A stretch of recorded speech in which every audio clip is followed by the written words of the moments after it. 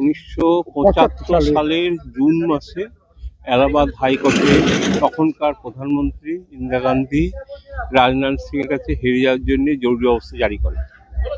আমরা 1975 সালের ডিসেম্বর মাসে আমরা এই কালা আইন জরুরি অবস্থা না মানার জন্য আমরা বহরমপুরে ডিসেম্বর মাসে সত্যাগ্রহ করি।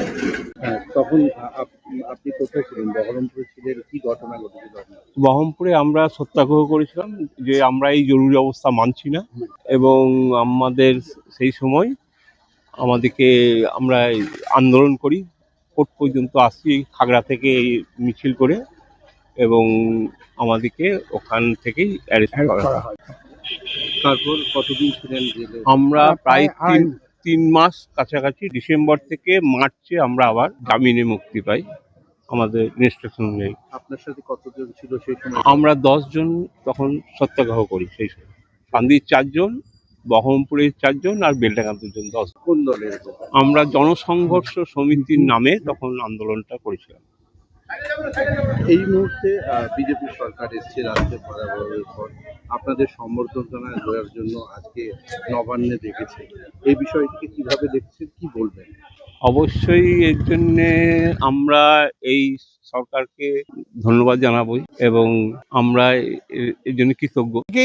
আমরা সত্য করেছিলাম, তারপরে বেশিরভাগ লোকই বয়সের জন্য মৃত প্রায়।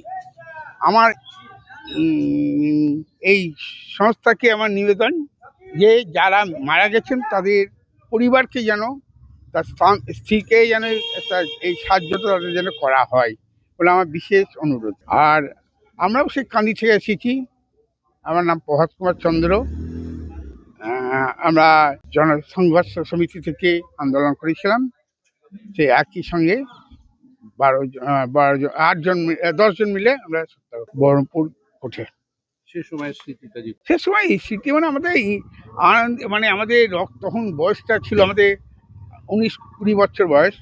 আমাদের তখন গায়ে খুব ইন্টারেস্টিং বা খুব এনার্জি সহকারে এই আমরা করছি, এবং আমাদের খুব ভালোই লেগেছে তখন সেই করতে।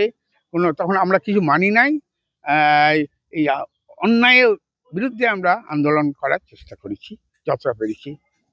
আমরা জেলে ভালোই ছিলাম, আমরা সব একসাথেই থাকতাম, বাচ্চা ফাইলে কোনো অসুবিধা আমাদের হয় নাই। জেলারও খুব ভালো ব্যবস্থা করেছিলেন, আমাদের কোনো অসুবিধা করেননি।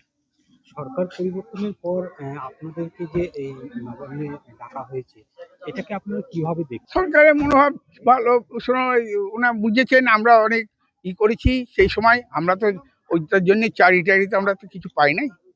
আমরা আমাদের যেভাবে আমাদের যেটা একটু সাহায্য করেছে তাতে আমরা আনন্দিত বা ওনাদের ধন্যবাদ জানাই সরকারকে। 1975-76 সালে যখন এখানে জরুরি অবস্থা ঘোষণা হয়েছে, সেই সময় বাংলায় যে ইয়েতে ছিল, তখন কি হয়েছিল, বেশ কিছু মানুষকে যারা বিরোধিতা ছিলেন তাদেরকে বিভিন্ন জেলে তাদেরকে ঢোকানো হয়। এবার সেই জেল খেটে বেরোবার পর তারা এমনি স্বাভাবিক অবস্থাতেই ছিল, কিন্তু পরবর্তীতে বর্তমান গভর্নমেন্ট সিদ্ধান্ত নিয়েছে যে তাদেরকে একটা সম্মান জানানো দরকার।